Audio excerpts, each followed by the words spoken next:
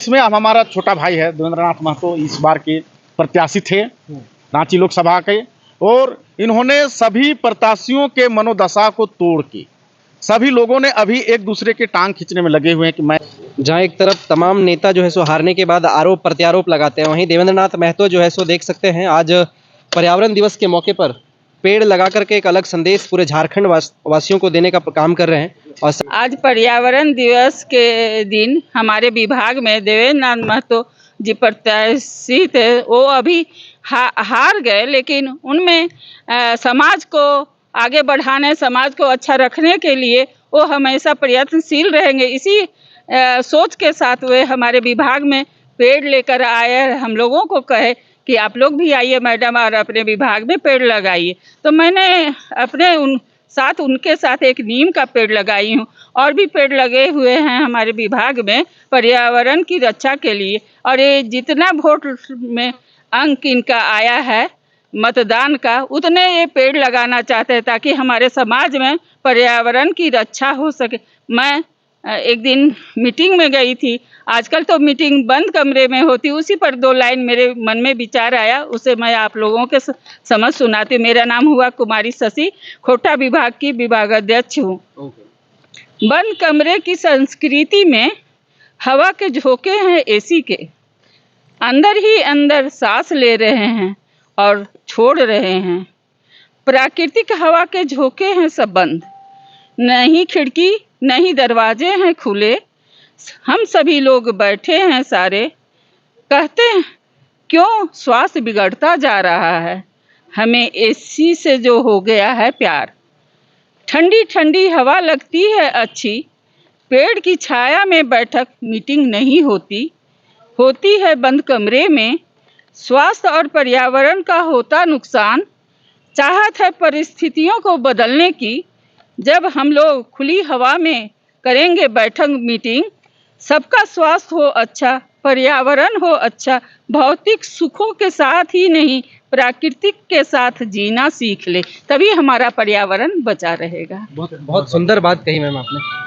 आप एक खोरठा विभाग के प्रोफेसर भी हैं, चोडी भी हैं, तो तमाम झारखंड के लोगों को, खास तौर पे उन महिलाओं को क्या संदेश देंगे जो पेड़ लगाने को लेकर के बड़ा ही ढीलता दिखाती हैं, चाहे उनको समाज में क्या कुछ आईना दिखाने के लिए कहेंगे? 2 शब्द। अगर हमारे समाज की महिलाएं, हमारे झारखंड की महिलाएं या देश की या विदेश की महिलाएं हो, वो अगर अपने समाज के प्रति जागरूक हो जाती हैं, पेड़ की रक्षा करती हैं, तो कहीं भी मुश्किल नहीं होगा पर्यावरण को बचाना। और वो प्रत्येक महिला सोच ले कि मैं अपने जीवन में जरूर पेड़ लगाऊंगी, तो पेड़ों की रक्षा भी होगी और पर्यावरण भी अच्छा होगा, और समाज में फलदार वृक्ष, लकड़ी के वृक्ष, हर तरह से पर्यावरण सुरक्षित हो जाएगा।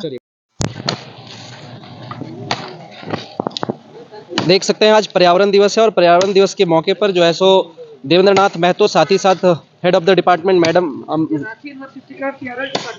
रांची यूनिवर्सिटी के टीआरएल डिपार्टमेंट के मैम साहिबा हैं और तमाम लोग यहाँ पे हैं, सर लोग हैं, और एक साथ जो है सो पर्यावरण दिवस के मौके पर और नेताजी जो है सो पेड़ लगाने का एक अलग ही, जहाँ एक तरफ तमाम नेता जो है सो हारने के बाद आरोप प्रत्यारोप लगाते हैं, वहीं देवेंद्रनाथ महतो जो है सो देख सकते हैं आज पर्यावरण दिवस के मौके पर पेड़ लगा करके एक अलग संदेश पूरे झारखंड वासियों को देने का काम कर रहे हैं। और साथ ही साथ मैम, सर, तमाम लोग हैं और खुद फावड़ा लेकर के जो है सो टीआरएल डिपार्टमेंट में आज देवेंद्रनाथ महतो, हालांकि अलग अलग जगह में जो है सो पेड़ लगा रहे हैं, अलग अलग यूनिवर्सिटी है, अलग अलग कॉलेज है, हॉस्पिटल है, और राजधानी रांची के टीआरएल डिपार्टमेंट में आप देख सकते हैं देवेंद्रनाथ महतो ने फावड़ा लेकर के खुद पेड़ लगा रहे हैं।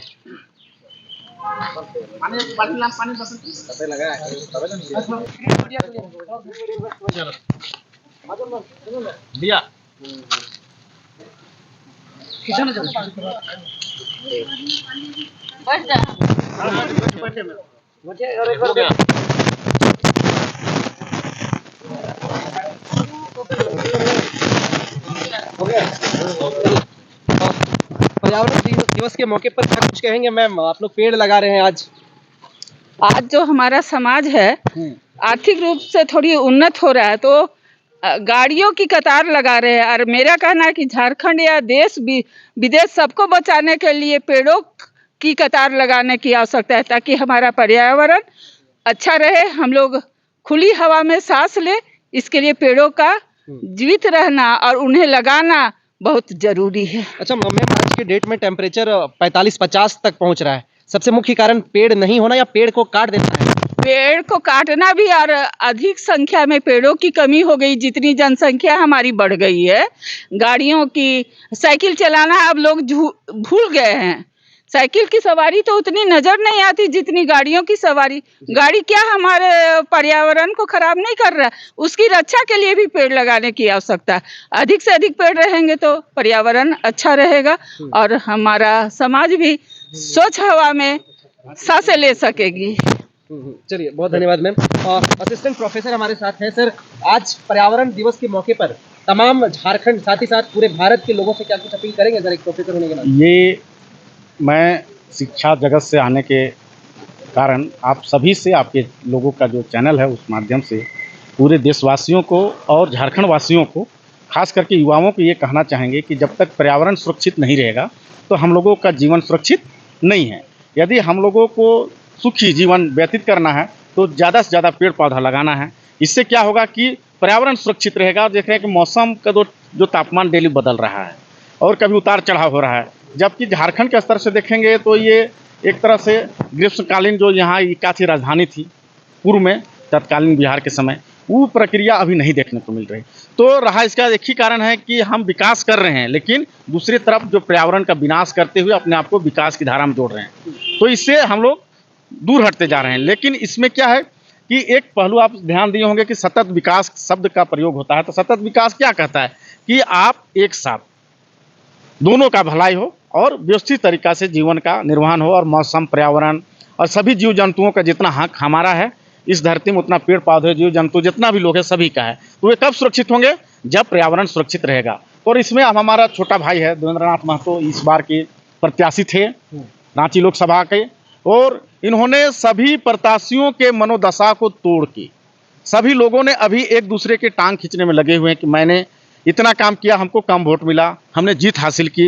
एक दूसरे से आरोप प्रत्यारोप और दूसरे को नीचा दिखाने में लगे हुए हैं। लेकिन इनका एक सकारात्मक पहलू है, छोटा भाई है, झारखंड हित में लड़ते रहे हैं, झारखंड की व्यवस्थाओं के साथ हमेशा लड़े हैं, छात्रों के साथ लड़े हैं। जब हम लोग छात्र जीवन में थे, जब हम लोग बातों को उठाते थे, तब भी हमारे छोटे भाई के रूप में साथ में थे और आज भी हैं। तो आपको ये बहुत बड़ा पहल है कि उन्होंने आज कल लोकसभा का परिणाम आया और आज पर्यावरण दिवस के रूप में मना रहे हैं हम लोग और सारे व्यवस्थाओं को लेकर चल रहे हैं। तो ये हम कहेंगे कि जिस तरह इनका विचार है, बुद्धि है, सोच है, ये झारखंड हित में है। और देवेंद्र नाथ महतो जी को हम अपने छोटा भाई के रूप में आशीर्वाद देना चाहते हैं कि हमेशा फले फूलें और इसी तरह पर्यावरण, लोगों, छात्रों और ग्रामीण परिवेश और शहरी परिवेश सभी के लोगों के साथ मिल बैठ के काम करें। धन्यवाद। देवेंद्र नाथ महतो जी से एक सवाल है कि जहां नेता मंत्री जीत करके अपने केबिन के बाहर एसी लगाते हैं, वहीं चिलचिलाती गर्मी में आप पेड़ लगा रहे हैं, वो भी पर्यावरण दिवस के मौके पर, क्या कुछ कहेंगे तमाम झारखंड के लोगों से? जी बिल्कुल, जो वर्तमान परिस्थिति है कि असहाय धूप,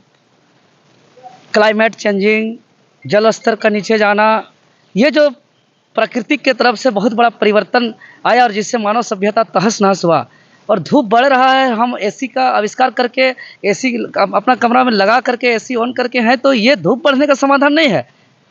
अगर सच में इस प्राकृतिक का छेड़छाड़ की वजह से जो हमारा प्राकृतिक असंतुलन हो गया उसको सच में बदलना है, तो उसका असली समाधान है कि हमको पौधा लगाना है। इसीलिए कल का चुनाव परिणाम आते ही हमने मीडिया प्रेस के माध्यम से घोषणा किया कि मेरा जितना वोट जिस विधानसभा से आया मैं उतना वोट उस विधानसभा से लगाऊंगा और आज पौधा लगाऊंगा। और आज पर्यावरण दिवस के अवसर पर इसका शुरुआत कर दिए हैं। इससे पूर्व डॉक्टर श्यामा प्रसाद मुखर्जी विश्वविद्यालय में लगातार उधर सकुआ का पौधा, बरगद का पौधा, अमरूद का पौधा लगाए। अभी वर्तमान समय में रांची विश्वविद्यालय रांची के क्षेत्रीय जनजातीय भाषा विभाग के कैंपस में जो यहाँ के HOD मैम, असिस्टेंट प्रोफेसर बड़े भैया, निरंजन भैया, सबको ही हम लोग के एक साथ उपस्थिति में हम लोग यहाँ नीम का पौधा लगाए अभी, और अभी और सखुआ का पौधा, के अलावा अमरूद का पौधा, इस तरीके से कुछ कुछ और लगाएंगे। और ये सिलसिला हमारा अलग अलग यूनिवर्सिटी में, अलग अलग हॉस्पिटल में, अलग अलग कॉलेज कैंपस में, स्कूल कैंपस में, तो जहाँ भी सार्वजनिक स्थल है, जहाँ जैसा सुविधा हो, मेरा लगभग जो भी वोट आया है 1,32,000 समथिंग, हम उतना मिनिमम उतना पौधा हम इसी मौसम पर हम लगाएंगे। और हम बाकी लोग को भी अपील करेंगे कि आप लोग भी अपने स्तर पर ज़्यादा से ज़्यादा पौधा लगाएं। और ये प्राकृतिक बचेगा तभी हमारा मानव सभ्यता बचेगा, तभी हम बचेंगे और तभी हमारा ये देश विकास करेगा और उन्नति करेगा। अन्यथा ये प्रकृति को छेड़छाड़ करके जो विकास का हम ढिंढोरा पीट रहे हैं, यह विकास जो है कि हमारा विनाश का कारण आने वाले पीढ़ी को झेलना पड़ेगा। इसीलिए अभी ही सतर्क होने की ज़रूरत है। देख रहे हैं कि समय पे वर्षा नहीं हो रहा है, समय पे खेती बाड़ी का काम नहीं हो पा रहा है।